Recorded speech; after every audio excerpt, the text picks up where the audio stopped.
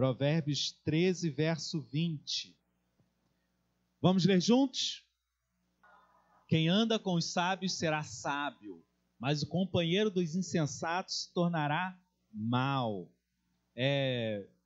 Hoje vou tentar ser o mais direto possível. A gente continua a nossa série Simplificando a Vida. São 2 meses, como eu falei, a gente entra agora no 2º mês.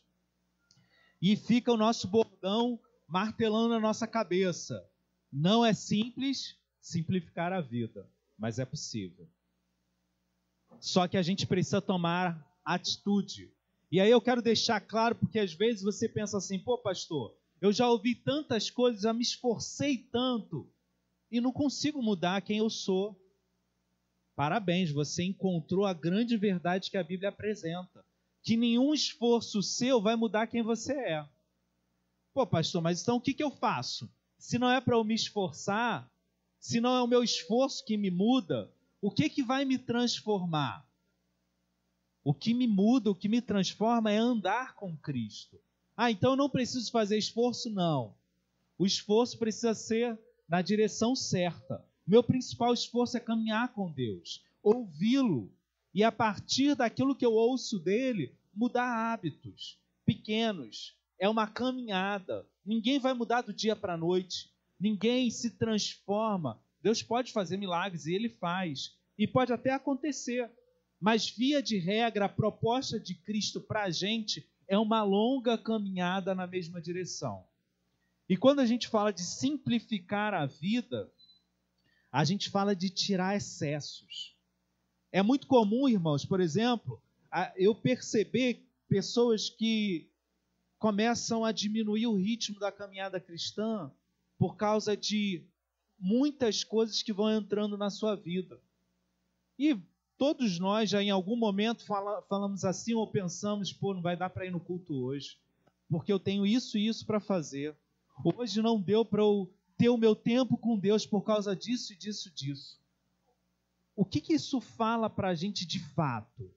É que na minha vida eu estou tendo escolhas ruins. Tem coisas demais além daquilo que eu posso dar conta, e que no final eu escolho diminuir o tempo com Deus e não as outras coisas. Quando a gente fala sobre simplificar, a gente fala de coisas que são penosas. Eu vi uma imagem, uma frase que falam de Agostinho, falam que é de Agostinho, até botei lá na página da igreja, que diz: para você amar as coisas de Deus, mais ou menos assim, é algo que vai te trazer dor, porque significa você deixar de amar as suas coisas, ou pelo menos as coisas que você ama e que Deus não ama. E não é simplesmente um obedecer cego, ou uma ordem a ser cumprida. É entender que aquilo que eu amo e que Deus não ama é ruim para mim. No final vai fazer mal para a minha vida. Bom, hoje a gente vai falar um pouco sobre o nosso círculo de relacionamento. E eu gosto de falar um pouco sobre os relacionamentos porque quando a gente começa a falar de relacionamento, a gente começa a lidar com um paradoxo. Porque as pessoas, elas são a nossa grande alegria e os nossos grandes problemas. A mesma pessoa, o mesmo relacionamento traz alegria indizível, ao ponto de você cantar uma música, mas também sofrimento ao ponto de você chorar e não querer mais aquilo. E talvez a gente perca a visão, a percepção, mas isso é o fruto do pecado. Os nossos relacionamentos deveriam ser perfeitos, mas o pecado entra e destrói esse relacionamento perfeito. E eu preciso ter paciência, porque a pessoa está no movimento de crescimento como eu. E nem sempre vai ser fácil, nem sempre a gente está num bom momento. E principalmente quando a gente fala da sociedade atual, cada vez mais a gente é levado a um movimento de isolamento. Porque as pessoas são tudo isso, vamos criar entretenimento que seja só eu. Já reparou?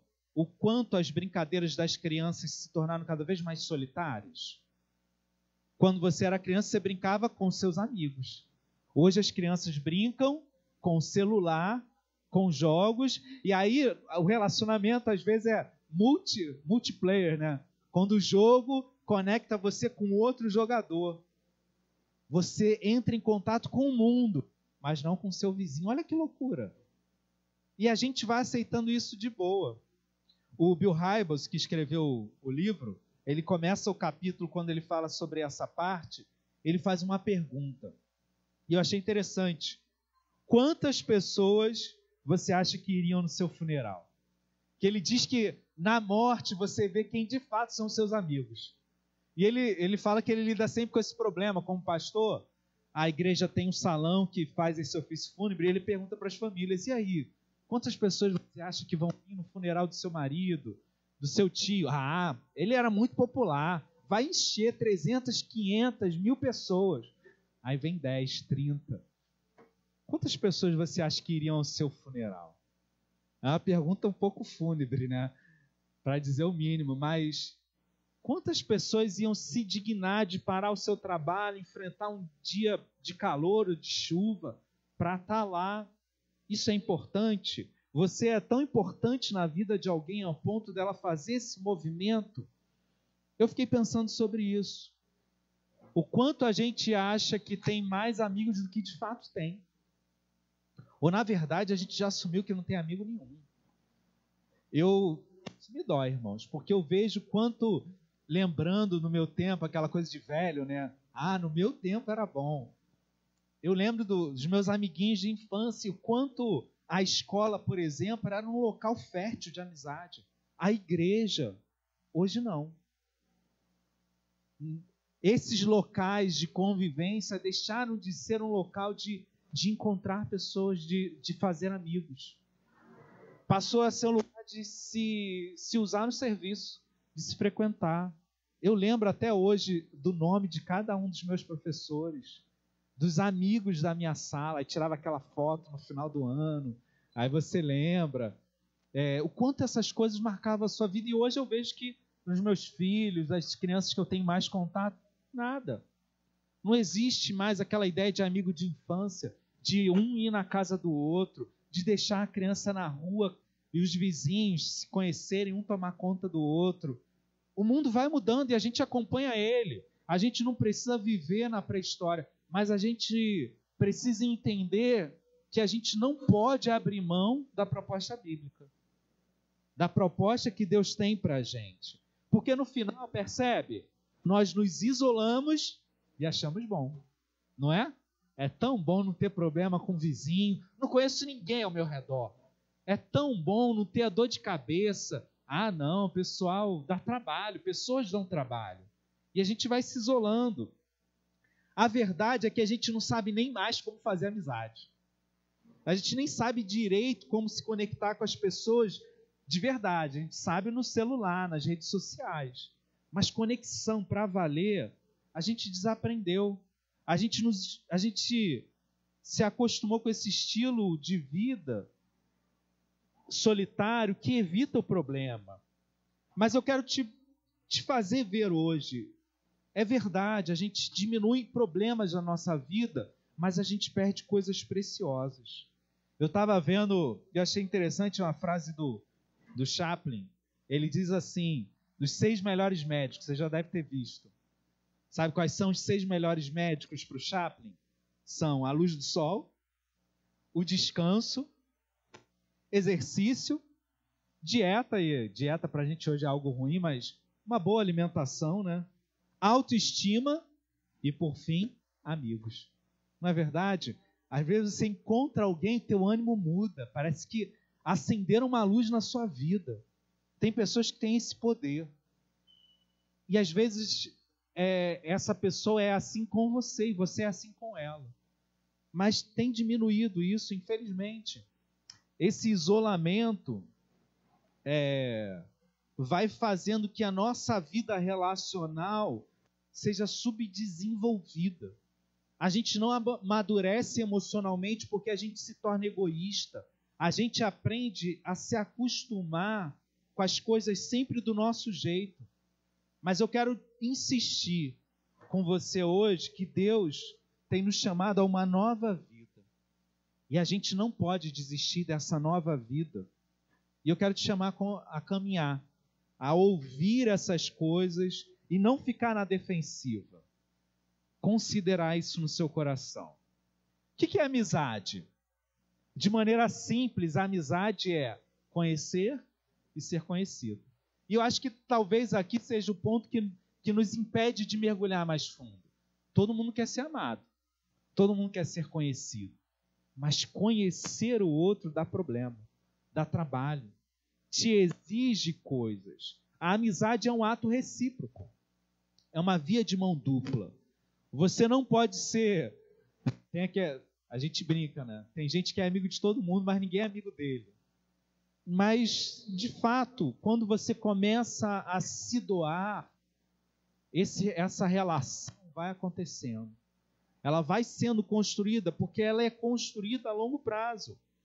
E eu fiquei pensando no final, irmãos, com tristeza, como é difícil hoje, por exemplo, a gente viver essa relação até mesmo na igreja.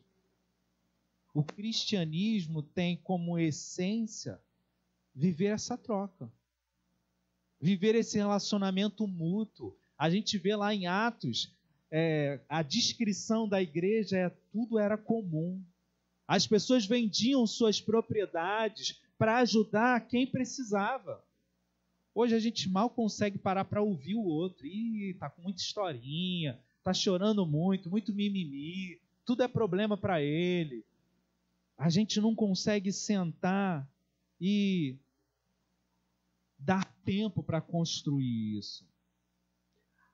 A amizade vai demandar da gente paciência e esse tempo não só para aceitar o outro do jeito que ele é, mas também para celebrar junto, para chorar junto. Vou pedir para alguém abrir Provérbios 17 e ler para a gente. A Bíblia vai falar isso, né? Sorriam com os que riem, chorem com os que chorem, se alegrem com os que estão alegres. Essa troca de vida, esse viver momentos juntos, é o que vai construindo uma relação sólida. Alguém achou Provérbios 17? Então, em todo tempo, ama o amigo. E como é que é a continuação? Para a hora da angústia, nasce o irmão. Justamente na hora difícil, quando a pessoa está ali do teu lado, você fala, pô, esse cara está aqui. Pô, ela foi lá. Pô, ela participou, ela gastou tempo, ela me ligou, ela me mandou mensagem. Quando ninguém mais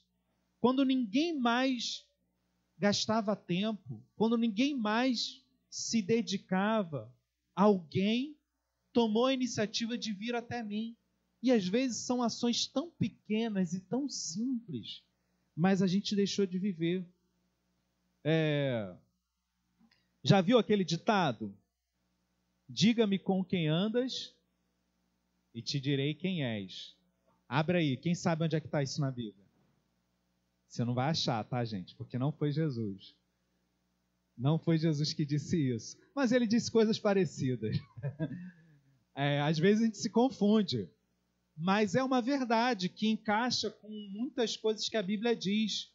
Eu já vi uma pesquisa de que nós somos a média dos nossos 5 principais amigos. Ah, pastor, mas eu não tenho amigo. As 5 pessoas que você mais gasta tempo, elas vão se tornar aquilo que te influencia. É um pouco do que a gente leu lá no início. Bota para a gente aí, Davidson, por favor. O texto lá de Provérbios 13:20 vai dizer isso. Quem anda com os sábios será sábio, mas o companheiro dos insensatos se tornará mau. Você acredita nisso? Diga-me com quem andas e te direi quem és. Se você está andando com pessoas sábias, você vai se tornar sábio. Se você anda com tolos, insensatos, você vai ser alguém malvado. Isso é verdade? O Bill Hybels vai usar o termo que um pai, quando ele era mais jovem, um pai de um amiguinho dele sempre falava, olha, a estupidez contagia. Fala, não fala com qualquer um, Porque você começa a andar com gente estúpida, você fica estúpido. Isso vai te contaminando, vai te enchendo. Mas isso quer dizer o quê? Que no final nós somos mais influenciáveis do que a gente imagina, ou do que de fato a gente quer acreditar. As pessoas com quem a gente anda vão fazer a gente subir ou vão jogar a gente no chão. Se você for procurar um histórico, é fácil achar isso. As grandes mentes do mundo têm parceiros iguais, que fizeram tanto sucesso ou andaram mais ou menos na mesma caminhada. Por exemplo, eu lembrei na hora que eu estava escrevendo do C.S. Lewis e do Tolkien, que são dois grandes escritores que eram amigos. E aí você vai ver esses gênios tecnológicos, como eles parecem quase que andarem em pares, em trios, porque isso é verdade. A gente vai sendo motivado pelas pessoas que estão ao nosso redor. E eu já ouvi isso várias vezes como pastor, né? Às vezes a pessoa está firme na igreja, está caminhando bem com Cristo, e aí de repente ela some. Aí você encontra ela, aí ou tenta entrar em contato depois de um tempo. Pô, pastor, estava bem, mas comecei a andar com um grupo, e aí eu comecei a me afastar, comecei a enfraquecer na fé, deixei meu coração endurecer, e aí parei. No final, andar com as pessoas erradas vai fazer com que a gente tire Deus da nossa equação. Tire Deus do centro da nossa vida. 1 Coríntios 15, 33, diz assim, não vos enganeis, as más conversações corrompem os bons costumes. Na NVI, esse mesmo texto diz assim, não se deixem enganar, as más companhias corrompem os bons costumes. Não se enganem. Não pense que é pouca coisa. A gente vai se tornando como as pessoas com quem a gente anda. Pastor, você está falando o quê? Então que eu tenho que desprezar as pessoas. Eu tenho que andar só com os melhores. Tá fora. Se você não tira 10, sai do meu grupo de amiguinhos. Se você não ganha acima de tanto, tô fora. Não é isso. Não é exatamente isso. Mas é entender que a gente precisa administrar a nossa vida e o nosso tempo. A gente precisa ser testemunha e andar com todas as pessoas. Investir tempo naqueles que precisam de ajuda. Mas a gente está falando de amigos, de pessoas com as quais você vai abrir o seu coração. Você vai gastar um tempo maior da sua vida. Você vai se esforçar para ter o teu tempo de lazer com essa pessoa. Porque ela se importa com você, ela caminha com você. Está entendendo? Não é desprezar as pessoas, mas é entender que eu preciso ter amigos. Você não precisa levantar a mão, não, mas você tem um amigo? Eu vejo que as pessoas cada vez menos têm amigos. Cada vez menos investem tempo nisso. E sabe o que é legal de pensar? Até Jesus se dedicou a ter amigos. A Bíblia fala que ele tinha amigos, que Lázaro, Marta e Maria eram seus amigos. Não fala de discípulos, eram seus amigos. Eram pessoas a quem ele amava e parece no transcorrer do texto que era esse tipo de amor, de amizade. A gente também pode pensar um pouquinho no contrário. Quem eu sou para as pessoas que estão ao meu redor? Será que eu sou um tolo para eles e puxo eles para baixo? Porque tem a ver também com o tipo de vida que eu estou construindo. Qual o impacto do cristianismo na minha vida? O quanto eu, de fato, torno ele algo central ou simplesmente acessório? Meus amigos sabem quem é Deus. Eles têm a oportunidade de crescer, de encontrar a maior mensagem do universo através de mim. Ou eu tenho medo de me arriscar socialmente, de não ser agradável e acabo não fazendo o que eu deveria fazer, que é ser luz para essas pessoas. Para encerrar, irmãos, isso é pecado. Andar solitário, não construir pontes, é pecado porque Deus veio ao mundo e se revelou a nós, e hoje nós somos a revelação de Deus para as pessoas. As pessoas conhecem Cristo através do relacionamento que nós temos. Me isolar e evitar o caos que a companhia de pessoas traz é viver, de certa forma, o meu egoísmo. Eu gosto da frase do pastor Paul Tripp que diz assim: o pecado faz com que cada um de nós seja assustadoramente autocentrado. O DNA do pecado é o egoísmo. Pecado é desejar tudo do meu modo, como eu quero e no meu tempo. O centro do pecado é desejar tudo do meu modo, como eu quero e no meu tempo. Eu não sei você, mas eu vejo claramente que existe um monstro dentro de mim. Um monstro que quer sair todo momento, que quer as coisas do seu jeito, que quer atropelar as pessoas quando elas são um problema, que quer descartar pessoas quando elas não favorecem o meu objetivo. Eu vejo o tempo todo essa luta dentro de mim, mas por isso que eu entendo que eu preciso de um Salvador. Não está resolvido. Essa luta é diária, eu preciso de Cristo na minha vida, e é isso que Ele vem fazer na minha vida e na sua. Porque eu vejo que quando esse monstro encontra lugar, não é só os desconhecidos que sofrem, as pessoas que eu amo. Meu casamento, meus filhos, minha família, minha igreja, meus amigos, eles sofrem. Quando esse monstro sai, quando o pecado se torna a definição de quem eu sou. Cristo veio dar vida em abundância. Essa vida em abundância é uma vida comunitária. É uma vida onde eu abro mão de mim para servir a minha igreja. Quando eu abro mão de mim para abençoar pessoas, para me relacionar. E nem sempre eu vou estar ganhando quando eu me relaciono, mas é uma construção a longo prazo.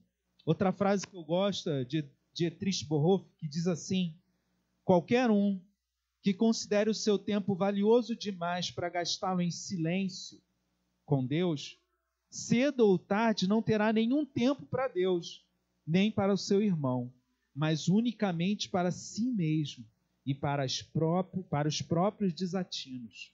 Não parece um pouco com a nossa sociedade?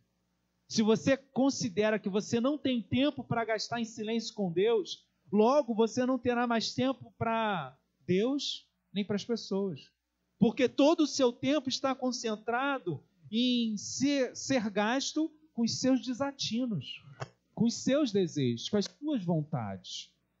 Por isso que, quando a gente fala de simplificar a vida, a gente precisa falar dos relacionamentos, porque significa quebrar o egoísmo que constrói tudo ao redor de mim, que constrói todo o meu tempo, o meu dinheiro, o meu vigor, o meu pensamento, as minhas emoções ao redor de mim.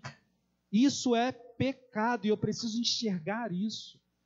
Quando eu não tenho paciência, quando eu não quero ter tempo, quando eu não quero tolerar, quando eu não quero perdoar. É claro que é mais fácil andar sozinho. Claro que é mais fácil. Mas você vai muito mais longe com outras pessoas. Quem são seus amigos? Está na hora de colocar o nosso cristianismo na rua. Está na hora de perceber que o nosso cristianismo não pode ser algo que acontece nos domingos ou nas horas solitárias do meu dia. Ele precisa explodir. Eu já falei várias vezes o quanto esse versículo me encanta lá de João, quando Jesus fala: quem crê em mim, como dizem as Escrituras, do seu interior fluirão rios de água viva. É tão bom pensar nessa imagem que quem crê em Cristo, quem é um cristão, quem conheceu essa verdade, vai andar pela vida como uma fonte a jorrar. Você é esse tipo de pessoa que vai espargindo, vai molhando as pessoas com o que você tem de melhor, Ou você é aquele que vai tomando e lutando para ter mais, e brigando e fazendo inimizades por onde você passa?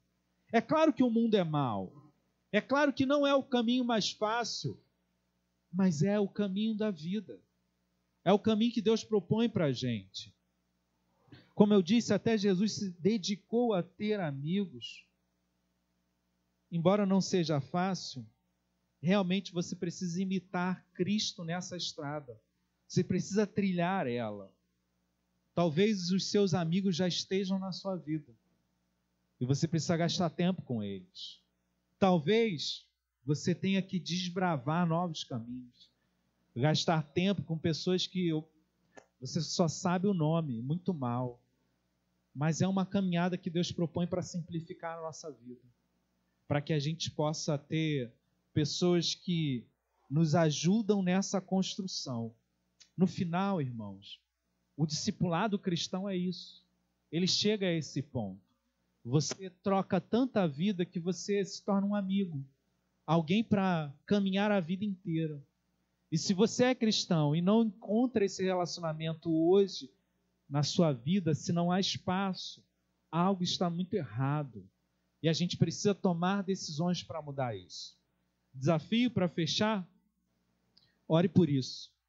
Peça a Deus bons amigos. Mas é você quem vai fazer amigos.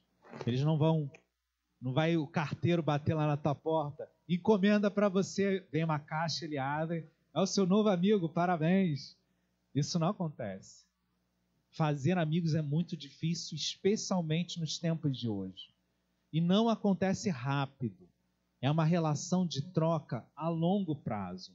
Mas peça a Deus bons amigos e reserve tempo semanalmente para estar com boas pessoas, para abençoar e ser abençoado por elas. Tome um café, come uma pizza, chame para uma conversa, se arrisque. Esse é o meu desafio para você em cima daquilo que a gente ouviu hoje. Se arrisque a fazer novos e bons amigos.